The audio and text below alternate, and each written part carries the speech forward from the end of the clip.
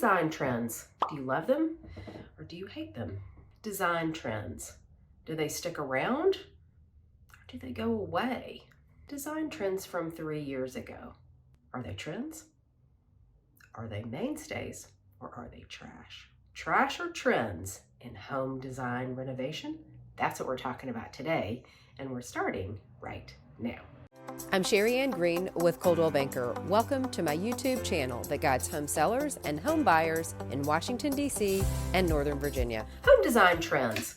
A lot of them stay trends, right? They're trendy, it's fun for a little bit, and then you're over it. And some of them become sort of mainstays in our life, right? They become something that becomes the norm or fashionable or something that you go back to year after year. So I just moved. If you're new to my channel, you may not know this, but if you watch my channel, if you're subscribed to my channel, then you probably saw a video or two that I did on my recent purchase. I did a video on lessons buyers can take away from my purchase and lessons sellers can take away from my purchase. So I'll link both of those videos here and probably put a link in the description.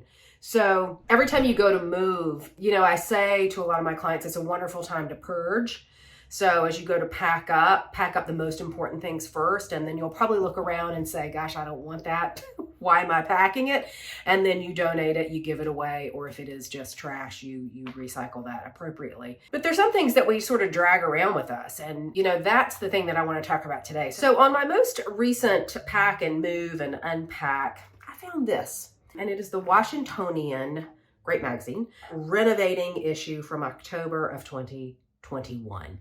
And, that doesn't surprise me necessarily that I would keep a renovating issue. There's a decent chance I'm in the magazine this month. I can't remember, maybe for a feature or an ad, but I think I kept it for the renovating part because it's always interesting to me to see what happens with homes and what's interesting and what's fascinating. I'm actually about to answer a call from the Washington Post about what's new in kitchens. So it's always interesting to me to think about renovating. But when I pulled this out the other day, now that we're in 2023, so a good year and a half ago when this came out, and I turned to the page that's 5 trends to try. The wow factor, what says 2021? I thought, well, that's interesting.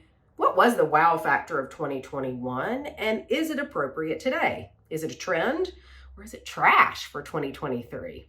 So I want to talk about that. What are the 5 design trends that the Washingtonian said were the wow factors of 2021, and are they still something you should think about today?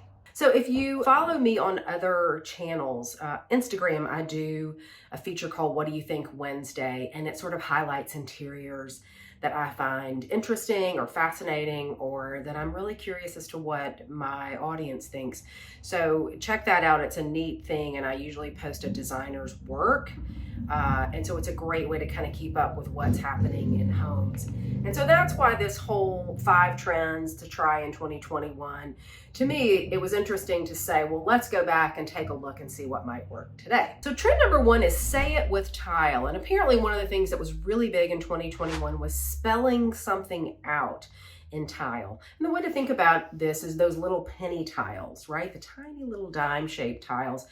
And you could do a variety of things with them. You could certainly just sort of put a line or a box or a frame around a centerpiece of a room in the tile, designate an entry with that. But there became a trend in 2021 where you could spell something out. Maybe it was welcome or your child's name, or in a rental, maybe it's DC. But there were ways that you could spell out things inside this tile. I love tile. And it's such a wonderful element to add change and a different type of texture to a house. Of course, it's great in a kitchen, it's great in a foyer, it's great in the bathrooms. But I would say spelling something out in tile was a trend. I think that's something that we probably want to trash for 2023. And especially when you think about it in terms of someone buying your house. You spelling out Sophie at the forefront of your daughter's bedroom, the threshold to your daughter's bedroom, it's probably not going to appeal to very many buyers. The chances of a Sophie buying your house and wanting to live in that bedroom are probably slim to none. So maybe in a game room where it's something more generic, a basement where it's the fun room, it might be something that's more generic. But on the whole, spelling out something in tile, I think that's a trash. Tell me what you think. The second trend I want to talk about from this article from the Washingtonian is layering kitchen lighting. Now this is a huge yes. This is definitely not a trend. I think this is a mainstay forever. Layering lighting in a room is so important. It creates moods, it creates shapes, it creates depth.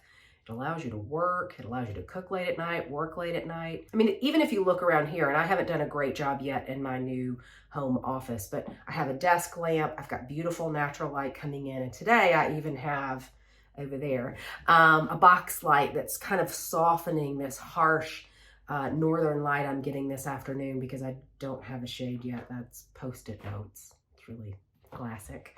But that's the way I could block some of the light out coming in that was a little bit harsh. But layering kitchen lighting, and I'd say take this on through to different rooms as well, right? Layering the lighting underneath a cabinet, overhead lighting, which helps to illuminate the whole space, pendant lights down over certain places where you're going to eat or serve or have cocktails. All those different kind of layers of light really add interest to a kitchen. They help you be able to work, create task areas, create serving areas. One of my favorite things to do in a kitchen is to add a lamp like this one, but underneath the cabinet. I just think it's really charming. And when you come into a house late at night, if that's the only light that's on, it's really a neat way to sort of illuminate the space and create a coziness to the kitchen. So the layering of kitchen lighting, the second trend I want to talk about from the Washingtonian 2021, definitely a trend that is here to stay. The third trend that they talk about, that I want to talk about, is wallpaper in the bathroom. And this is also a huge yes for me. I'd love to know what you think. I love a small bathroom that is a wow. I think a small bathroom, even a big one, but a small bathroom gives you the opportunity to really have a wow factor, whether it's a super bright paint color, a glossy paint color, a fun wallpaper. I think that is just charming. And I think it really creates a little bit of an interest, and it's a little bit of a surprise. So you have someone over for dinner and they step into the powder room and pow, there they have this cool bathroom to experience, to see. And I think it's a really neat way to add a splash of something wow and wild that you may not want over the rest of your house, which might be a more calm. One of my clients a couple years ago had the best wallpaper in their bathroom, and it was bright and bold, and everybody loved it. You might look at this wallpaper initially and think, no, no, no, but oh yes, yes, yes. It was terrific. That red and the animals. This whole house had a really good sense of wallpaper. There was a beautiful grass cloth in the living room too. They really knew what they were doing. They came from a home design background, so they really knew what they were doing. But this is an instance where you can use something that's wow, powerful, and a little bit wild in a smaller space. It works, and you don't turn off that many buyers. So wallpaper in the bathroom, it's a yes.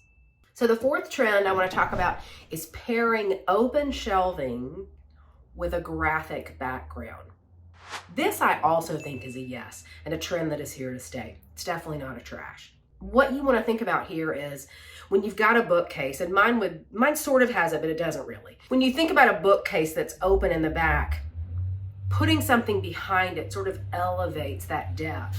It gives a really cool background and a sense of space and a sense of depth. Mine has sort of a light wood panel every other shelf. So there's a little bit of it here. But if you think about putting tile behind open shelves in kitchen, now you start to get what we're talking about. In a bathroom, maybe you've got a really bright bathroom with glossy paint, but you want to put wallpaper behind each of the open shelves. That's kind of a neat way to do it. Another cute thing I've seen is inside a closet, inside a kid's closet or a linen closet. You've got an all white closet with all white shelves, but on that back wall is a really cute wallpaper. Again, it's another way to add some fun, add some interest in a smaller area, and it's not all over the house. And usually it's something that buyers are going to be okay with too. So wallpaper or graphic design, graphic textures behind open shelves, that's a yes. I think that's a trend that's here to stay. The fifth trend I want to talk about is bringing your walls to life. Now you might think, oh, painting it or wallpaper. Plant walls. You may have seen these. They became very popular in some corporate buildings right before the pandemic, and nobody went to their corporate office. And I've seen them in some luxury condo buildings here in DC as well. People are putting them in their homes. Doing a true living wall installation is quite the investment. It's certainly something that not every buyer is going to want to do, can do, or could afford to do even. It just is a lot of maintenance and a lot of an upfront investment. You've got to have an irrigation system behind it, and you've got to keep up with the maintenance of the plants, and you've got to have the proper lighting. But I think the thing to think about here is greenery, right? So what sort of greenery and life can you bring to your space? And maybe it's different little places around the house. Maybe it is a smaller plant wall, succulents that you can hang or have around on your office desk. In the kitchen, a window box in the kitchen with herbs, plants outside. How can you bring that life in to your house so that you are giving this sense of greenery and life and nature? And that, I think, is a trend to stay. The plant wall taking off like gangbusters, I don't think we're going to see that. And I think that's something that a lot of buyers probably wouldn't want to inherit and have to maintain. And when you've got a small space, like a lot of us do in DC, it may not be that you've even got enough wall space to really make it work. You may want other things on the wall, like beautiful art that you have collected from your travels. So a living wall, super cool, really fascinating. I love them in a large commercial space, but in a home, I don't see them being the mainstay forever, but I'd love to know what you think. So 5 design trends from 2021 from the Washingtonian, one of my favorite magazines in Washington. What'd you think? What was your favorite? Tell me in the comments. I would love to know which trend you're gonna try, which trend you're gonna trash, which trend you never wanna hear about again. Let me know in the comments. And while you're here, don't forget to subscribe.